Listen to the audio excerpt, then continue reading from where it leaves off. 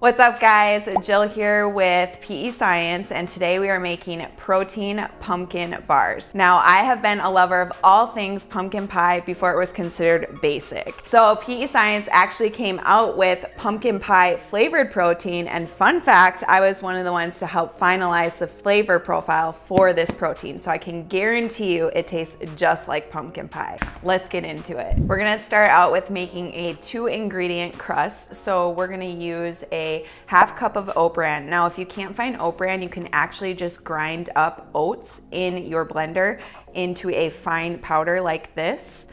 So we're gonna go ahead and add that to a mixing bowl. And then we're gonna use 1 cup of water. Go ahead and mix that up together, and then we're gonna microwave that for 2 to 3 minutes until it gets to a hot cereal consistency. So once you get it cooked, it should look like a thick hot cereal consistency, just like this. And then we are going to add 1 scoop of PE Science protein. I like to use Cake Pop. It gives more of like a buttery flavor for the crust, but another flavor I would recommend would be Snickerdoodle as well. I love using oat bran in my recipes because it gives kind of a moist but yet still flaky texture to the crust. So once you have that all mixed up, we're going to add it into a 8x8 baking pan. So you're gonna want to spray the pan with some non-stick cooking spray.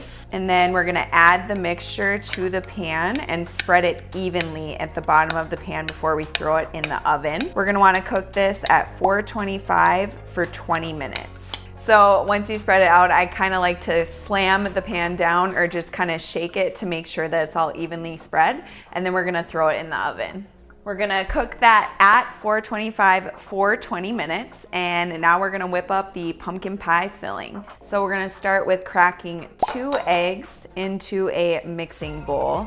We're gonna go ahead and whisk those up. Next, we're gonna add a can of 15-ounce pure pumpkin. Then we're gonna add the beloved pumpkin pie protein, the MVP of this recipe. We're gonna do 2 scoops of this. And then we're gonna add a little dash of salt, and we're gonna mix this all up. Now, if you don't have the pumpkin protein, because it is a seasonal flavor, the Cake Pop actually works amazing in this, and that's what originally I created this recipe for. So go ahead and sub with Cake Pop, or even Snickerdoodle is delicious with this as well. And then once our crust is all cooked, we're gonna put this into the crust pan and rebake it. Okay, the timer's done, so it's time to get it out of the oven. So once your crust is cool, we're gonna go ahead and add the pumpkin pie mixture, and we're just gonna evenly spread that to coat the top. So once we have this spread evenly, we're gonna put it back in the oven at 450 degrees for 30 minutes. I usually cut it into 6 bars, but shoot, you could even pick up the whole thing and just eat it like that. So we're gonna go ahead and slice these up and then give them a taste. All right, let's take a bite and see how they taste.